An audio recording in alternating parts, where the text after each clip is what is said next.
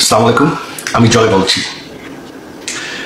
আপনারা জানেন যে গত 1.5 বছর ধরে এই অবৈধ ইউনূস সরকার অবৈধভাবে ক্ষমতা দখল করে আছে।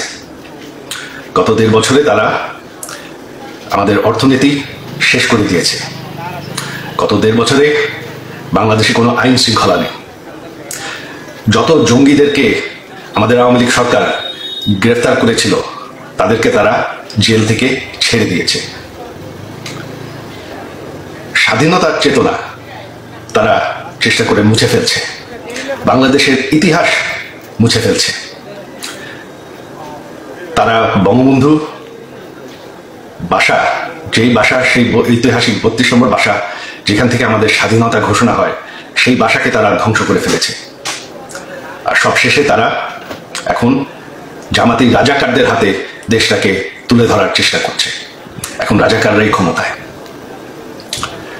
এখন তারা চেষ্টা করছে বঙ্গবন্ধুর কন্যা প্রধানমন্ত্রী শেখ হাসিনাকে বিরুদ্ধে অবৈধভাবে আইন বদলায়, মিথ্যা মামলায় গায়ের জোরে সাজা দিতে। তাতে কোনো লাভ হবে না। তবে আমাদের দেশের ভবিষ্যৎ এখন অনিশ্চিত। দেশটাকে রক্ষা করতে হবে। আপনারা যদি এই ভয়ঙ্কর পরিস্থিতি থেকে বের হয়ে আসতে চান, আপনারা যদি চান যে বাংলাদেশ আবার সেই উচ্চ অর্থনীতিতে পরিণত হতে থাকুক, আপনারা যদি চান যে বাংলাদেশে আইন শৃঙ্খলা থাকে, বাংলাদেশে জঙ্গিবাদ না থাকে, বাংলাদেশে রাজাকাররা যাতে ক্ষমতায় ফিরে না আসে, যাতে আমাদের স্বাধীনতার যুদ্ধ সেটা যাতে মুছে না ফেলা হয়, তাহলে আপনাদের এখন দাঁড়াতে হবে। আপনারা জানেন 13 তারিখ আগামী পরশুদিন আমরা ডেকেছি ঢাকা অবরোধ। ঢাকা অবরোধকে আপনাদের সফল করতে হবে। আমার অনুরোধ আপনাদের প্রতি যে আপনারা কেউ, এরা গায়ের জোরে চেষ্টা করছে, তবে আপনারা কেউ কাজে যাবেন না। ছাত্রছাত্রীরা স্কুল কলেজে ক্লাসে যাবেন না। দোকানপাট, বাস, রিক্সা সব বন্ধ রাখবেন। এরা গায়ের জোরে চেষ্টা করছে দমন করতে, তবে ভয় পাওয়ার কিছু নেই। আপনারা যদি বাসায় থাকেন, এরা আপনাদের কিচ্ছু করতে পারবে না।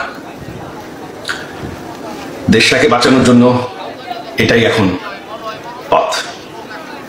আপনারা যদি না চান যে রাজাকারদের হাতে দেশ চলে যাক, বাংলাদেশের ইতিহাস মুছে ফেলা হোক, বাংলাদেশ, যে বাংলাদেশ আমরা ভালোবাসি সেটা শেষ হয়ে যাক, তাহলে এখনই সময়। এই অবৈধ সরকারের আর বেশি সময় নাই, এদেরকে ভয় পাওয়ার কিছু নাই। আর আমার শেষ অনুরোধ আইন শৃঙ্খলা বাহিনীদের পক্ষে যে এই সরকারটি অবৈধ, সম্পূর্ণভাবে অবৈধ। তারা,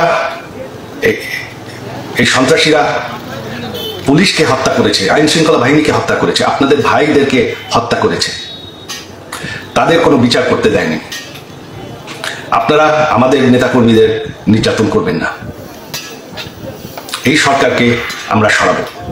এই সরকার আর বেশি দিন টিকবে না। বাংলাদেশকে আবার সেই রাজাকারদের হাত থেকে আমরা অবশ্যই রক্ষা করব। 71-এর আন্দোলন আমরা যুদ্ধ করে জিতেছি। এই আন্দোলনে আমরা